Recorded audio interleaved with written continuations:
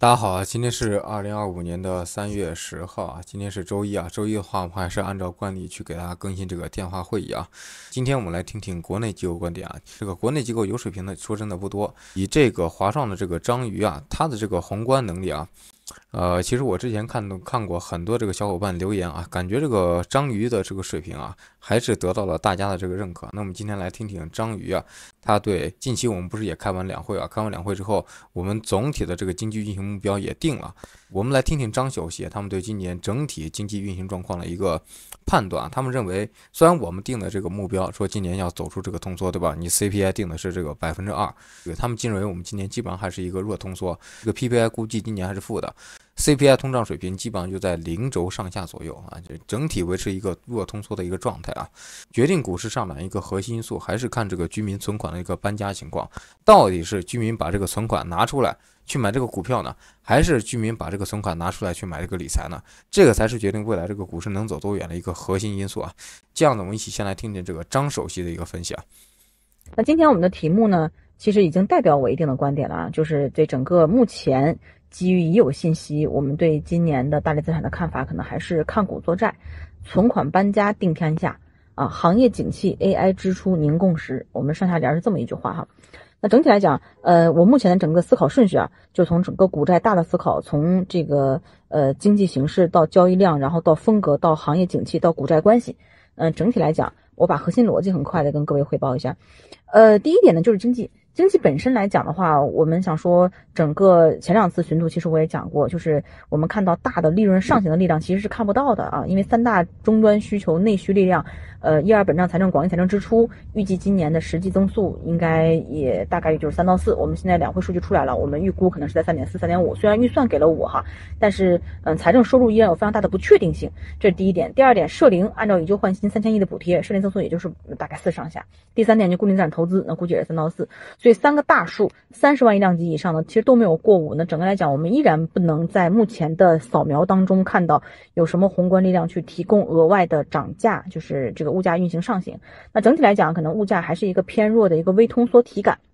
那 PPI 全年预测大概在-1.7，那 CPI 全年预测大概在0上下，也就是说整体来说还是一个微通缩，全年名义 GDP 目前我们看应该大概是4.3到4.5之间。啊，就是不会突破2023年那个名义 GDP 大概4.0到4.2这个低点啊，但整体来讲还是一个就是微通缩，然后平减指数是负的这样的一个状态啊，所以来说经济可能就是这样。那就是整体来讲差并没有差过过去2年的最低点，但是呢又看不到利润起来，就大的来看它还是在一个PPI 可能就在一个-1、-2这个区间，还是一个微微偏弱的状态，这是经济的情况哈。那这是第一点，所以整体来讲你盈利的钱依然没有那么好赚啊，因为你大的盈利这个经济周期的这个盈利周期的向上我们还没看到，大涨价弹性还没看到。第二点呢，就是对于交易量来讲的话，我们认为倒是可以期待的，因为当下交易量一个非常重要的矛盾，后面若愚也会仔细讲哈，就是整个今年交易量很重要的一个点，就我们现在 A 股交易量跟非银存款的这个多增高寡紧密相关。那去年年底的时候，整个非银存款多增已经跟交易量的这个同步，其实已经比2015年6月份那个高峰值还要高了，所以央行本身来讲其实非常不安。如果经济不能很快的信用扩张，其实这个钱这么多的钱淤在非银里面是发生空转的风险是非常大的，所以开年以来其实整体货币政策是偏紧的一个状态。这里面的背后，那么非银存款来自于2部分，一部分来自于银行体系啊，就是央行给银行，银行给非银的，还有一部分来自于实体经济，就是居民企业，我们买理财买理财买债基啊，买你的什么资管产品买信托都算，包括买保险。所以这个东西呢，就是15、16年当时呢是以银行体系对非银存款的支撑为主，所以当时有2个特征，第一个就是我们股债投资看央行啊，因为央行定水嘛，定水的这个大水漫灌的条件。那因为现在它主要的支撑并不在于银行体系，而在于居民实体存款搬家更为重要一些。所以呢，当下的这个看股做债或者股债这个基本的情况，其实是存款搬家定天下。绝对决定了 A 股交易量到底能不能维持高位的活跃度的，本质上是看存款搬家啊，这是第一点。然后呢，因为它是存款搬家而不是之前央行的给水，所以股债关系从15、16年、14、15年当时股债同涨同跌，就是股债同向，到现在股债是严格意义上其实是竞争性去获得居民存款，也就是说它是一个股债跷跷板。那这是第二个区别，跟当年的区别。啊。所以第三点，也就是说，因为当时是货币政策主导，所以那个时候其实货币政策能否如期降息降准啊，就是整个市场交易量的最核心的因素。那么现在因为居民存款搬家为主导，也就是说，如果居民存款搬家可以一直非常顺的话，理论上讲，其实你不需要降息，那 A 股交易量也不差。这是我们想讲的这个第二个问题。所以经济整个偏平啊，继续还在一个磨底偏弱状态。然后交易量呢，大概率因为居民存款搬家动能依然比较强劲，这个空间还有，主要是来自于2点。第一点就是整个居民存款当中，整个中国居民的可支配收入当中，一年的资金流量表，可支配收入当中，目前存款的比例从高峰25、26，现在降到了差不多19。2年的时间降到了19，但是从13到18年的均值来看，14、15来看，依然还有5个点的回落区间，5个点乘以70万亿可支配收入，一年还有3.5万亿的存款搬家的这个增量啊，这是第一个视角。第二，从金融配置的比例来看，也继续有这个比例提升的空间，现在才是12%。那也是从大概13、14到18年的均值来看，这个值其实是正常情况下，情绪不错的话是可以到15、16的、14、15的，那也还有大概3到5个点的这样一个空间，那对应到至少也是3期，也是2、3万亿这样一个体量。所以结合不同指标来看的话，就2、3万亿这个量级，仅仅是存量的新增的居民存款搬家都是可以期待的。如果风险情绪更好的话，带来这是流量上啊就能支撑这个2、3万亿。如果能带来存量上的变化，那这个量可能会更大。所以整个居民存款我们看的是比较，就是只要这个比较顺哈，不出现什么额外的事情，把中国居民再吓着，让他的存款搬家骤停，那这个交易量的高增是可以维持的，这是第二个问题。第三个，那如果经济偏平，至少这个台子只要不塌，那我们就敢唱戏，交易量又维持比较有很大的概率在居民存款搬家持续情况下呢维持高增的话，那么我们就会分3个维度去思考了。那这个钱是去哪儿？搞风格，第一个维度大风格指数能看到有识别没有？第二个，行业景气能看到识别没有？第三个，个股了。那到个股其实我们宏观就回答不了了，我们只能看前2个。那第一个大风格我们认为没有，无论是成长和周期还是大盘小盘都看不到明确的，因为大小盘其实跟整个金融创新非银相对于银行支付表扩张的速度紧密相关。这个目前来看，金融强监管并不是一个鼓励金融创新的时代。整体来讲，这个指标可能偏平，大小盘我们并不能识别年度风格的这个明确指引。第二点就是关于周期成长，就是整个利润在上中下游当中的分配有没有格外的倾向于某一个环节，比如上游、中游、下游，这个跟 CPI、PPI 剪刀差相关。这个剪刀差2025年我们的预测来讲，整体也是偏平的，所以从这点来讲，你也看不到它有什么格外的动能。那所以从风格上来讲，我们认为识别不到。那再往下一点，就是既然没有风格大年，那只能看产业有没有产业抱团或者产业景气度的变化，这个概率非常高，可以有。因为在产业上来讲，中国的 A 股本质上来讲，其实大部分都制造公司，所以从固定资产投资分行业的投资增速来看，真正的 Capex 景气度来看的话，那么14年、15年当年为什么牛市那么大？它其实是大的风格年叠加大的产业景气，因为当时是小盘跑赢大盘，同时是信息传输业的这个行业景气抱团，就是互联网加。互联网就是信息传输业嘛，当时是经济整体来说都偏弱，但是信息传输业单独的一个行业，它在大多数行业固定资产投资增速不超过15%的情况下，它能达到20%、30%，鹤立鸡群，你就能凝结共识，产业景气非常明确。所以14、15年市场大，是因为它既有大风格年，同时也有大的行业景气啊，一起就起来了。那这一次呢，第一个大风格上我们没有识别到。你又没有大的就是经济向上利润起来的利润牛的支撑，对吧？你大的这个指数型牛市可能也还没有，但是在行业景气上，我们认为还是很有概率的。因为目前以阿里为代表的增资，那除非这个阿里增资最后不履行承诺，只要这些趋势来看，大的公司包括3大运营商，包括一些国家在投这个 AI 相关资本开支，那信息运传输业整个一年的这个固定资产投资总额就6、7千亿。那目前来看的话，增量1500到2000亿的概率还是非常高的。那整个来说，今年你就能保证至少有20%、30%增速了。所以很有可能今年信息传输业是跟14、15年一样鹤立鸡群的，这个产业共识是有的。就其他所有行业都是10%以下，就这么一个20%、30%的。所以它这种产业景气当中，某一个行业能凝结共识、凝结国民共识的这种情况，其实出现的并没有那么频繁啊，大概2、3年一个行业。那我觉得现在确实今年是有这个发生的很强的概率的。那这一点来讲，这是第4点，从经济、交易量、风格、行业景气度。那么最终我们对现在整个的资产的看法，那我们再回到把刚刚讲的这几个条件，我们再总结一下。那基本上呢，我们现在的观点就是经济整个不好不坏啊，然后呢，可能还是一个偏弱的一个情况，还是微通缩体感，交易量有非常高的概率可以维持高位偏活跃，风格年识别不出来，就没有大的风格。然后呢，居民有天量存款的这样一个乌合之众的一个涌动。那么在这之下，我们结合几个观点。那么第一个观点，产业景气形成共识，就很容易形成主题抱团。那目前来讲，这个共识可能比较明确的凝结在整个 AI 机器人的链条上。那宏观上来讲是支持的。第二点就是因为股债争夺居民存款搬家，所以股债跷跷板不是同向，是跷跷板会非常明显，所以今年可能会来回翘。第三点就是看股做债。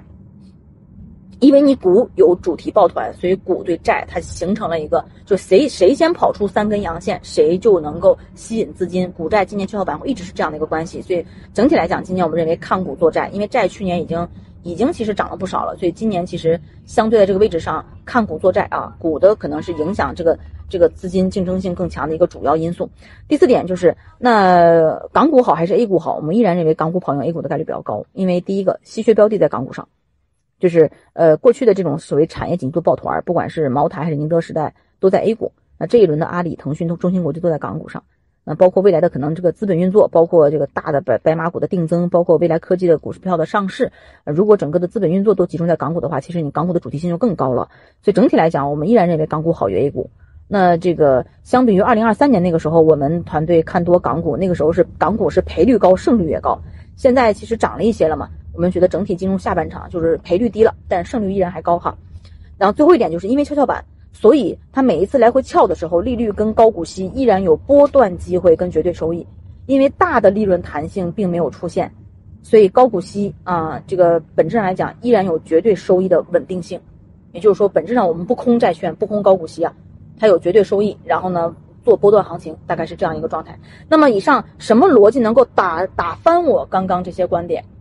或者说能够挑战我刚刚的沙盘推演，我觉得是这么几个问题。第一个就是我刚刚讲过居民存款搬家一个非常重要的逻辑，就是说不要再出现什么事情去打断居民存款搬家，让它突然又开始攒钱了，你的循环就开始又变差了。所以房价的2次冲刺下行，再次冲击居民资产负债表，重新开启预防性储蓄，打断中国居民存款搬家，这肯定是一个能够改变我推演的一个风险。第二个风险就是外需冲击，不仅仅是中美，而形成了一个广泛的一个关税冲击全球经济增长带来的一个广泛的一个冲击，在抢进口之后形成了更进一步的通缩压力。第三点就是财政支出整个还有这个深度缺位的风险，就是可能比如说因为收入不稳定，如果进一步不能完成预算收入，那可能支出端就要比预算想的要低，那可能还是有一个财政增速过低的问题。因为去年1、2百管财政支出增速其实你也就3左右嘛，其实你还是比5低的。第四点就是整个中美博弈风险在风偏上有扰动，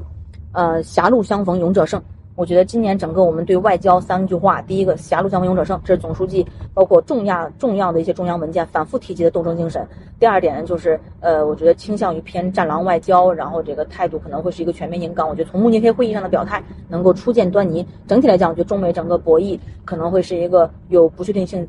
还是比较大的一个状态。所以以上这几点可能是要不然就是我没法预测的，要不然就是如果出现了会打断或者推翻我的沙盘推演的整体这个状况。那么具体跷跷板有哪些可能会是跷跷板的节奏的影响？比如说2季度经济稍微弱一弱，然后6、7月份可能会有进一步的政策的博弈的小行情，这都可能是未来跷跷板的这种小波段。但整体来讲，我觉得今年产业景气度包括这个它的真实性，我觉得客观存在除非大企业的这个资本开支不能遵守诺言。以上就是我们整个目前对当下股债整个资本市场的一个综合看法哈。我觉得皇上张首席相对来说还比较客观一点他的一个主要结论，首先从整体的这个宏观经济来看，今年国内你想经济全面复苏基本上是不可能的，我们还是处在一个微弱的一个通缩当中也就是高盛所指的我们经济什么 S 型复苏，对吧？跟我们房地产一样 S 型复苏，这个一数可能到目前为止因为他们是国内机构嘛，相对来说可能看得乐观一点，就是这个下降期现在走完了，下降期走完之后，那往后走是怎么走？往后走基本上也就走平你要真的就是拐头向上走，这种走法现在基本上是不支持的。你从大的宏观经济上来看，其实对我们大多数人影响是比较大的。如果经济就是这样 L 型走，我们大多数人的行业是受影响比较大的。我今天听朋友说，他老婆今年的工资相较于之前已经下降了2/3了。就现在发的这个工资相对于之前来说只能发这个1/3，就经济现在大多数行业现在已经到这个程度了。也许个别行业会好，你比如像这个什么 AI 产业，不像这个机器人，对吧？你像这个阿里巴巴说的，他们会资本开支增速会很高，但这些受益的群体毕竟是少数，所以他的一个核心观点就是看股做债。他不认为今年债市会像去年一样走这个长牛。什么叫看股做债呢？说白了就是你要操作在这个债券市场，你不能在这个股市操作。股市现在基本上已经没什么性价比了。虽然这个科技企业资本开支比较大，但是我们股市已经涨了很多了，尤其是这个科技型企业，对吧？很多的这个预期其实说真的已经 pricing 了。如果以后真的落地，那股市基本上也是跌。所谓的利好出尽是利空嘛？那如果没有兑现，那就实打实的利空。以我们 A 股上市公司这些尿性，我估计80%会的。很多公司最近涨得比较好，都是拍着胸脯告诉你啊，我们今年这个人工智能方面，我们的资本开支要达到多少的规模？那到时候会不会达到呢？也不一定吧。尤其你往后看，如果大家现在都慢慢的看明白了。AI 这个行业，你投了钱进去，你不一定有回报的时候，你觉着这些老板还会投吗？也不一定吧。他这个作债的逻辑还是在这个博反弹。比如说债券市场跌的比较多了，你就像前段时间据说有些资金在这个债券市场上已经爆仓了，那这种爆仓的时候，你就要关注这个债券市场超跌了之后，你去看看有没有这个反弹的机会啊。关于今年宏观经济的一个风险，它主要提了4点，一个是这个房价的2次下跌会不会出现呢？这个不好说，反正从现在租金的一个情况来看，不容乐观。北京、上海等等一线城市现在明显有一种感觉。人现在越来越少了，很多这个外来的打工人现在纷纷的逃离这个北京、上海，因为在北京、上海现在找不到工作，赚不到钱，成本还这么高的，很多这个北京、上海的这个房东现在房子，可能你就要面临现在你租不出去这种窘境，你租不出去的话没办法，你只能大幅的降价。那租金如果持续往下走的话，你房地产的估值不往上提升的情况下，那房价肯定是要往下走的，这个是毫无悬念的。第二个是关于出口，其实出口也没什么好说的。从特朗普这2次给我们加关税，对吧？2月份加了一个10%，3月份又加了一个10%。之前这个彭博社不是有相关的报道，光广州这边服装厂很多这个试音订单直接就降到0了，这个影响是非常大的。往后如果特朗普在这个关税上再做文章，那我们这个出口影响会非常大。所以出口这个风险暂时没法排除。第3点是关于这个财政支出，这个其实就很微妙了。你去看一看我们到时候这个相关媒体这个报道，如果我们还在宣传这个政府要坚持过这个苦日子，那财政支出估计还会下降。就我们国内财政这2年其实是一直在做这个顺周期的操作，没有做这个逆周期的操作。按道理来说，经济往下走，你财政支出应该加大，但是我们中央又号召你地方要过这个苦日子，那就是一个顺周期的一个操作。第4点，关于这个中美博弈啊，大家多去关注这个新闻。如果国内这种反美的情绪再一次抬头的话，那中美博弈肯定是要加剧的。你如果看哪一天像加德老师这样的这个言论，如果在网上又开始占领国内互联网平台，那基本上就说明第4个风险出现了。反正从以上来看，这4个风险今年会发生的概率大不大？我认为一半一半吧。大家多注意风险啊，多关注债市啊，还是处在一个防守的状态啊，不要轻易的进攻。好吧，那今天就先说到这里，希望对大家有帮助，谢谢大家。